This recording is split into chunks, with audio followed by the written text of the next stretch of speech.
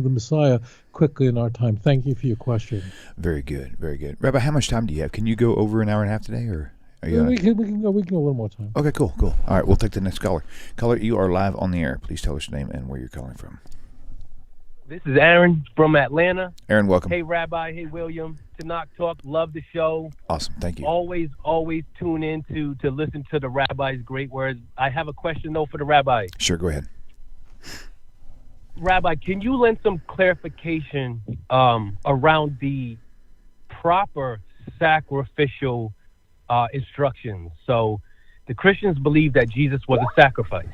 It was my understanding that in order for a sacrifice to be accepted by God, it has to be done on the altar, in the temple of some sort, and you couldn't deviate from that. So with Jesus not being sacrificed on the altar, or the blood being put on the horns of the altar, doesn't that disqualify his sacrifice right from the get-go? Because he wasn't sacrificed, if he even was, he wasn't sacrificed properly. So to me, that disqualifies the sacrifice, because I believe it was Hezekiah who destroyed all the high places because they weren't worshiping or sacrificing in the proper location. So he destroyed them. Am I off on that, or am I somewhere right around the ballpark? That was my question. I love you guys. That's awesome. Rabbi, keep doing what you're doing. We're listening out here. Okay, thank you so much. Go ahead and tune in for your answer. Thank you, so. Awesome. Wow, that was a good question. Certainly. So as it turns out, the very passage you're referring to is one that's misquoted in the Christian Bible. Because as it turns out, we are told that the book of Hebrews is quoting the book of Leviticus, chapter 17, verse 11. You'll be told in your churches that Hebrews 9:22 is an accurate portrayal, an accurate quote of Leviticus chapter 17, verse 11. But if people would only pay attention to the text and view it, they would realize that there's a massive problem. What Hebrews is seeking to do is to demonstrate that Jesus is our final sacrifice, that Jesus is he's the body that's been prepared for us in Hebrews chapter 10, verse 5 and 6. That's where the book of Hebrews essentially wants to convey that everything that we find in the Jewish Bible is just a shadow for the future. I didn't make this up. Look at Hebrews chapter 10, verse 1. Just look at it, because this is the theme, not just of the book of Hebrews, but a theme ensconced in the books that claim to have been written by Paul. The church thought that 14 books in the Christian canon were written by Paul, but 13 make the claim. The book of Hebrews, a screed attacking the Jewish faith, doesn't make that claim, but there were Christian fathers who did. But as it turns out, so if you go to a Christian Bible and you read Hebrews 9:22, and according to the law, almost all things are purified by blood, and without the shedding of blood, there's no remission. Right? So that's in the text. But you know what's not there is the mention of the altar. And there's a good reason for it, because Jesus, I mean, look, this is all like a crazy story, because human sacrifices in Tanakh are considered an abomination. It's the motherlode of bad ideas. The innocent dying for the wicked is a forbidden practice throughout the Jewish scriptures. So the conversation is almost ridiculous, but this may seem picayune, so I have to advertise this first. Tanakh is repeatedly telling us that an innocent person cannot die for the sins of the wicked. Jeremiah 31. That can't be. You know, Christians read Jeremiah 31. They just don't back up a verse or two. Another passage that was misquoted in the book of Hebrews, that's in Hebrews chapter 8. It's there, clearly, that the innocent can't die for the sins of the wicked.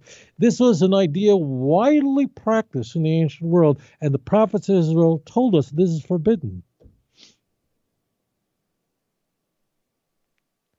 But you're just the text. If we go back to Leviticus 17, the context of Leviticus 17 is the prohibition of eating blood.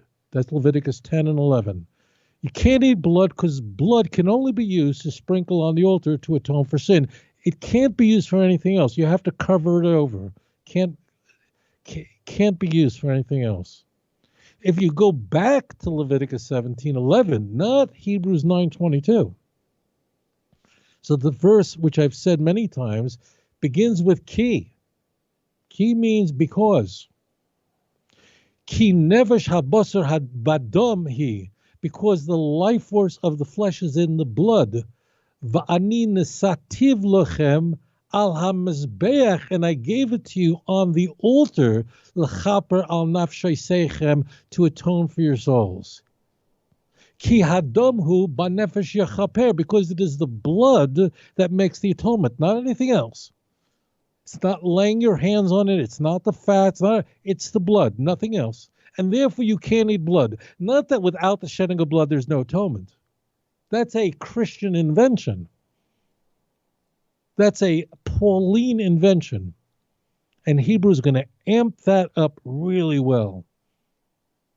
And then actually the animal sacrificial system never really worked. It never worked. Where does it say that? I didn't make it up. Please read Hebrews chapter 10, verse 4. Please, try it. Take a moment and look it up and see if I'm making this up. So what Hebrews is doing is it's misquoting Leviticus 17:11, ripping it out of context, saying that you need blood. You see there in Leviticus 17 that you need the blood of the animal, but then the blood of bulls and goats can't atone for sin. Because if the blood of bulls and goats can atone for sin, then what do you need Jesus for? Why do you just continually have an animal sacrificial system? Now, this misunderstanding, which is universally embraced by the church, was condemned by the prophets. Jeremiah almost got killed preaching this in chapter 7. He came within an inch of losing his life because he told the Jews, don't rebel against Babylon. God is not on your side right now, and the Heichel Hashem, the tabernacle, the temple Lord, is not going to save you. And when did I even tell you about these sort of offerings when I took you out of Egypt? See 7:21. And this will continue on to 8. You've been ill-advised. These are lies. These are false scribes that are giving you a false teaching out of their false pen. See Jeremiah chapter 8. And people misunderstand that passage altogether. In fact, Jeremiah is very concerned about truth-telling and very concerned about lies. That's why the word sheker, although it appears 113 times in Tanakh, Tanakh is a big book, it somehow finds its way in the book of Jeremiah 37 times. That's a big chunk. Jeremiah is very interested in exposing lies, fake teaching of fake scribes, false pens of false scribes who are engaging in teaching ideas that are false teachings. Please look it up for yourself. And people unfortunately use these passages to say, Jeremiah is saying that the Torah has been corrupted. Completely wrong. That speech that Jeremiah gave almost got him killed. He was thrown into quicksand in his life. A black slave saved him, pulled him out. He was nearly killed just a kilometer from where I am right now in Jerusalem. So your point is very well taken, that the blood of the animal has to be poured al hamizbeach, on the altar. Not on Calvary, not on a cross, none of that. It had to be on the altar, nowhere else.